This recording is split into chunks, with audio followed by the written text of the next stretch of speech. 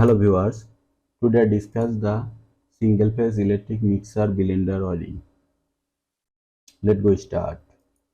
First, 3-pin plug, positive, negative or earth-in connection, or rotor switching, speed down and universal motor or overload relay or indicator light or earth-in connection to universal motor, neutral to negative line, indicator bulb to overload or positive line to rotor positive line input or rotor to negative line to overload connection or positive line to indicator light or rotor to universal motor connection 3 terminal rotor switching to motor up down or follow fast control.